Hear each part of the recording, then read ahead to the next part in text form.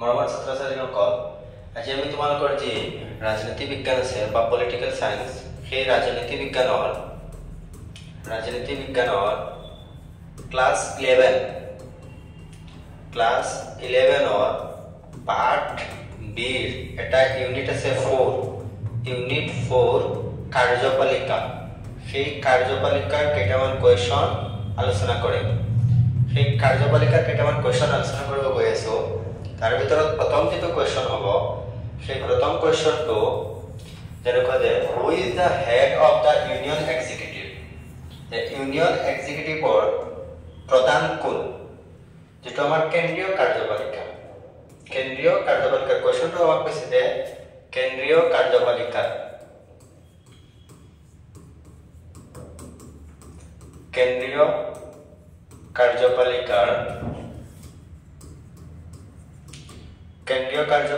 প্ৰধান কোন বা মুখ্য কোন, প্ৰধান কোন। তো কোৱেশ্যনটোত এটা ফেক্ট আছে, যিটো আমাৰ কেন্দ্ৰ কাৰ্যপালিকা, সেই কেন্দ্ৰীয় কাৰ্যপালিকাৰ এজন থাকে সাংবিধানিক হেড আৰু এজন থাকে ৰিয়েল হেড। তো যিজন সাংবিধানিক বা কনস্টিটিউশনাল এণ্ড ৰিয়েল কনস্টিটিউশনাল থাকে ৰাষ্ট্ৰপতি, কনস্টিটিউশনাল ৰাষ্ট্ৰপতি এণ্ড ৰিয়েল হল প্ৰধানমন্ত্ৰী।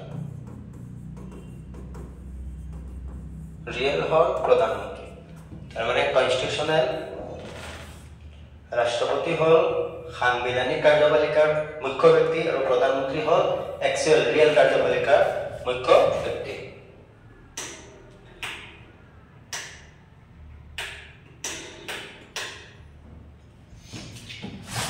তাৰ মানে আনসাৰটো হ'ব প্ৰেসিডেন্ট বা ৰাষ্ট্ৰপতি হৈছে ইউনিয়ন এক্সিকিউটিভৰ প্ৰধান। তাৰ পিছৰ কোৱেশ্যনটো the president of India is elected by, ভাৰতৰ যি ৰাষ্ট্ৰপতি, সেই ৰাষ্ট্ৰপতি কেনেকৈ নিৰ্বাচিত হয়, ৰাষ্ট্ৰপতি নিৰ্বাচনৰ যিটো প্ৰক্ৰিয়া, সেই প্ৰক্ৰিয়াটোত এটা পদ্ধতি মেথডৰ সহায়ত নিৰ্বাচিত কৰা হয়। যেনেকুৱা তোমাৰ আমি আগত অপচন কেইটা কৰিলো, ডাইৰেক্ট ইলেক্টেড নহয়, prime minister and union cabinet নহয়, দেন ইলেক্ট্ৰেল কলেজ বা মণ্ডলী, এটা নিৰ্বাচক মণ্ডলীৰ দ্বাৰা গঠিত হয়। যিটো ইলেক্ট্ৰেল কলেজ বনোৱা হয়, সেই কলেজটোত থাকিব প্ৰধানত থাকিব লোকসভাৰ এমপি, তাৰপিছত ৰাজ্যসভাৰ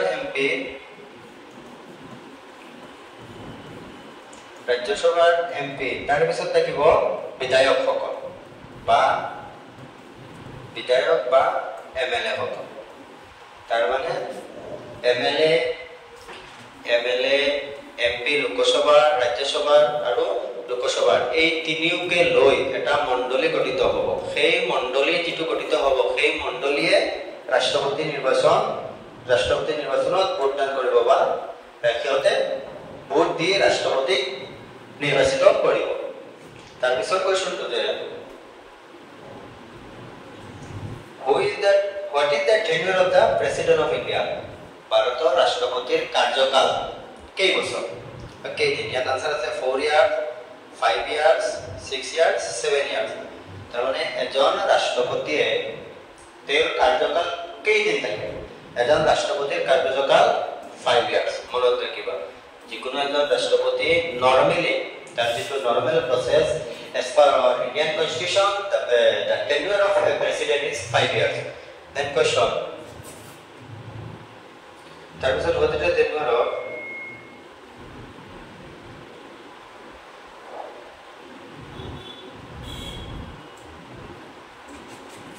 তাৰপিছৰ কোৱেশ্যনটো আছে যে who administrated the oath of the office of the president of India। ভাৰতৰ ৰাষ্ট্ৰপতি যেতিয়া হ'ব, সেই ৰাষ্ট্ৰপতি হোৱাৰ লগে লগে ৰাষ্ট্ৰপতিৰ শপত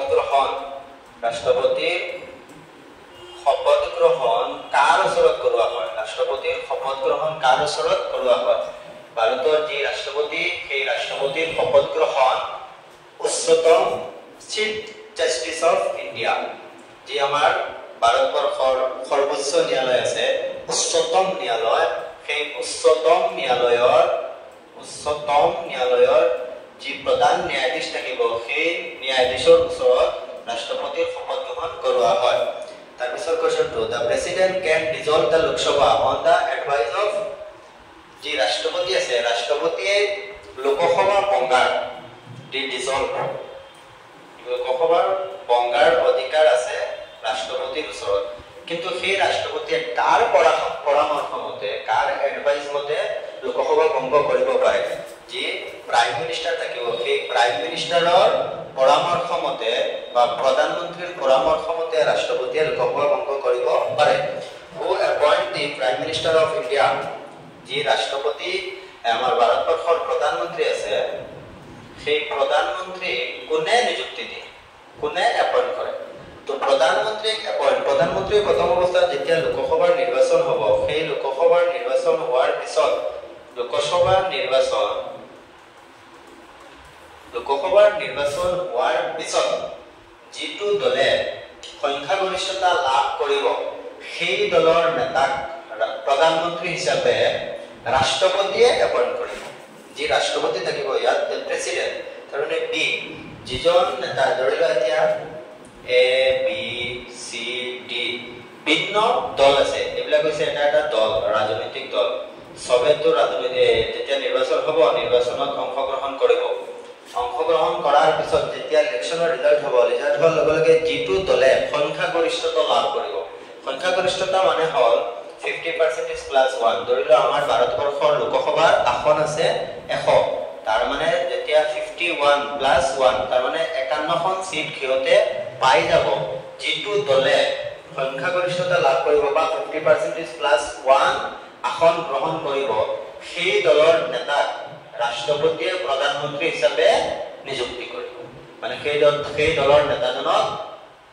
এজ এ প্ৰাইম মিনিষ্টাৰ হিচাপে ৰাষ্ট্ৰপতিয়ে appoint kori dibo president to question to who appoint the prime minister of India answer will be president then question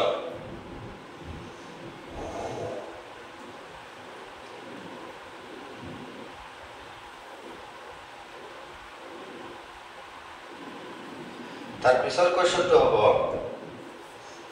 the prime minister hold office mane pradhan mantri ji car আশীর্বাদত কার্যকাল hold করে তো for a fixed term of 5 years আমি normally জানোতে 5 বছর পিছত নির্বাচন হয় কিন্তু ইয়াত অপশনটো এটো নহব the during the pleasure of president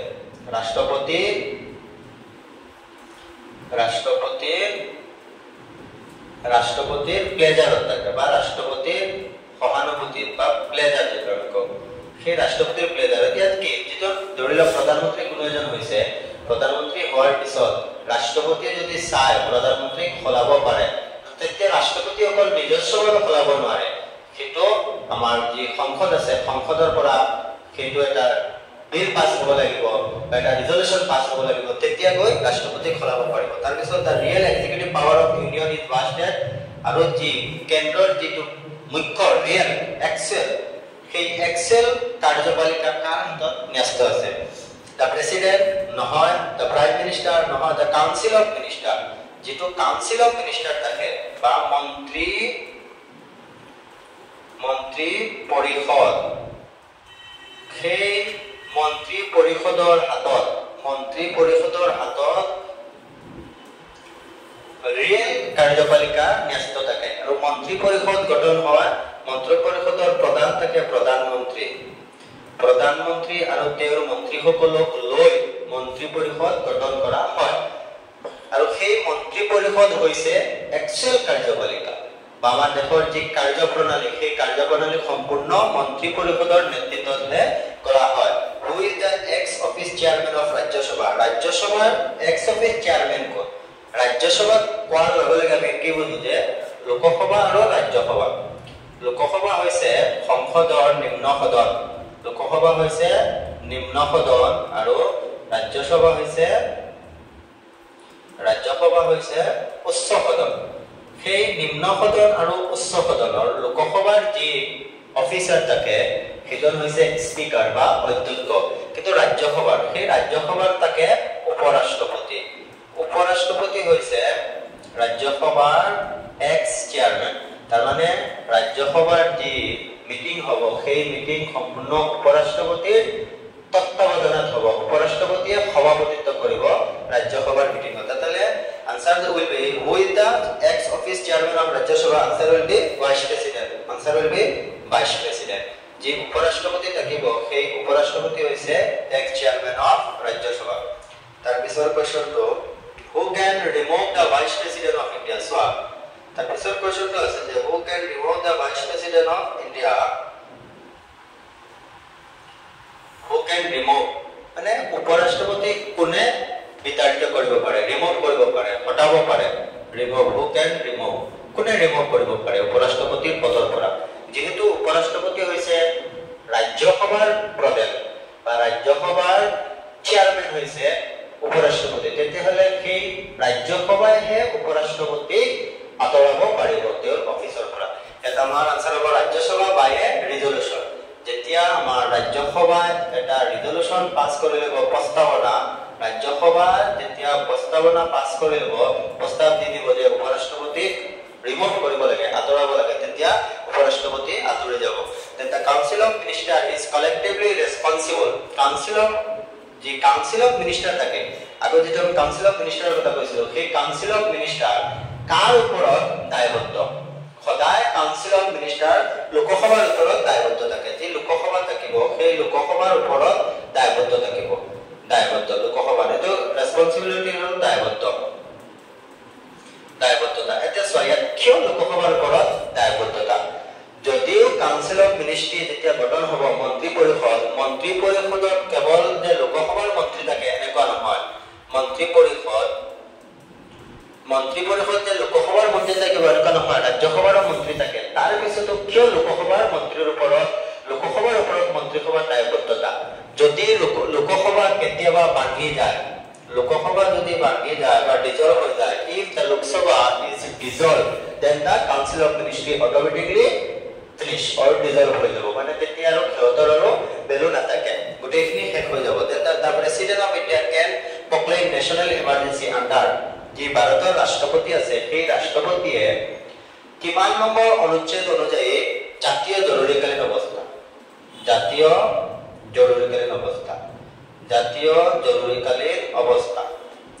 জৰুৰীকালীন অৱস্থা তিন ধৰণৰ লগাব পাৰি এটা হৈছে 352 356 360 এটো হল ন্যাশনাল বা জাতীয় তাৰ পিছৰটো হল ষ্টেট বা ৰাজ্যিক তাৰ পিছৰটো হল ফাইনান্সিয়াল বা বিত্তীয় জৰুৰীকালীন অৱস্থা এতিয়া আমাৰ কোৱেশ্চনটো কৈছে যে প্ৰক্লেম ন্যাশনাল এমাৰ্জেন্সি জাতীয় জৰুৰীকালীন অৱস্থা আৰ্টিকল 352 অধীনত ঘোষণা কৰিব পাৰে ৰাষ্ট্ৰপতিয়ে মনত ৰাখিবা প্ৰেসিডেন্টে কেৱল জৰুৰীকালীন অৱস্থা ঘোষণা কৰিব পাৰে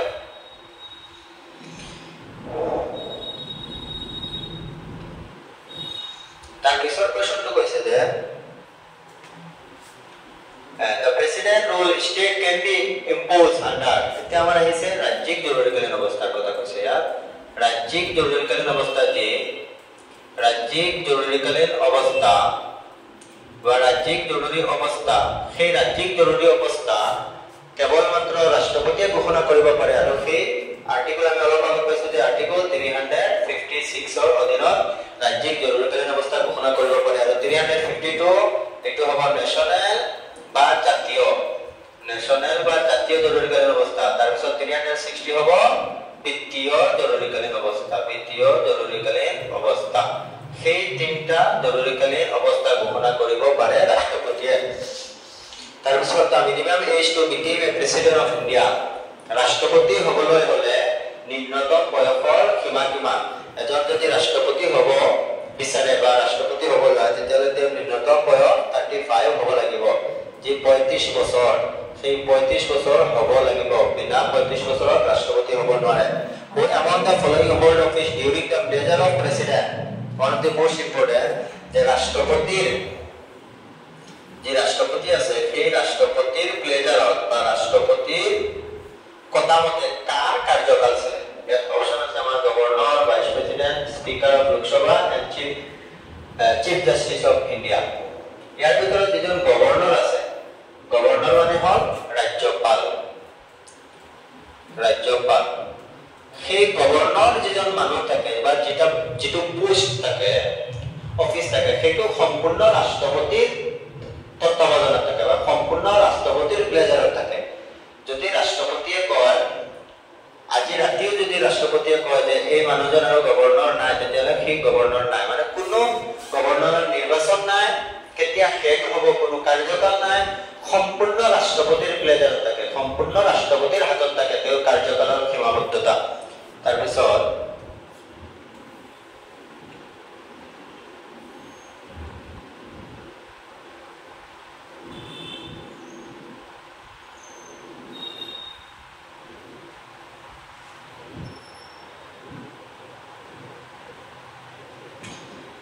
কোৱেশ্চনটো হ'ব যে the governor of state appointed by যিজন ৰাজ্যপাল থাকে সেই ৰাজ্যপাল যিজন থাকিব সেই ৰাজ্যপালক কোনে নিযুক্তি দিয়ে এপইন্টেড নিযুক্তি আমি অকণ আগত পাই আহিছে যে ৰাজ্যপালক নিযুক্তি দিয়ে দা প্ৰেসিডেন্ট অফ ইন্ডিয়া সি আনসাৰটো হ'ব যে ভাৰতৰ ৰাষ্ট্ৰপতিয়ে যিজন ৰাষ্ট্ৰপতি থাকিব সেই ৰাষ্ট্ৰপতিয়ে গভৰ্ণৰ অফ ইন্ডিয়া এপইন্ট কৰিব তাৰপিছত who is the first citizen of India ভাৰতবৰ্ষৰ সৰ্বপ্ৰথম নাগৰিক কোন আমি সকলোৱে ভাৰতীয় নাগৰিক কিন্তু প্ৰথম নাগৰিক কোন সেই প্ৰথম নাগৰিক হৈছে ভাৰতৰ ৰাষ্ট্ৰপতি দা প্ৰেসিডেন্ট অফ ইন্ডিয়া ভাৰতৰ ৰাষ্ট্ৰপতি হৈছে সৰ্বপ্ৰথম বা প্ৰথম নাগৰিক ভাৰতবৰ্ষৰ মৰমৰ ছাত্ৰ-ছাত্ৰীসকল আমি এইটো চেনেলত তোমালোকৰ ক্লাছ 11 আৰু 12 বা তোমালোকৰ অহা বছৰৰ যি 12 এই বছৰটো গ'ল সেই 11 আৰু 12 পলিটিকেল সায়েন্সৰ ক্লাছ দি যাম ৰাজনীতি বিজ্ঞান যিখন আছে আমি এতিয়া এইটো ইংলিছত লৈ আহিছোঁ কিন্তু আমি নেক্সট ভিডিঅ'ৰ পৰা অসমীয়াটো লৈ আহিম তাৰ লেখাখিনি অসমীয়াত লৈ আহিম সেইকাৰণে তোমালোকৰ 11 আৰু 12 ৰাজনীতি বিজ্ঞানৰ ভাল ধুনীয়া কন্টেন্ট পাবলৈ হ'লে এই চেনেলটো ফলো কৰিবা আৰু এই চেনেলটো সাবস্ক্ৰাইব কৰিবা সাবস্ক্ৰাইব কৰি চেনেলটো আগবঢ়াই যোৱা তেতিয়াহ'লে ময়ো সেই ভিডিঅ' বনোৱাত এটা উৎসাহ পাম আৰু সঘনাই ভিডিঅ' দি থাকে ধন্যবাদ ভিডিঅ'টো চোৱাৰ কাৰণে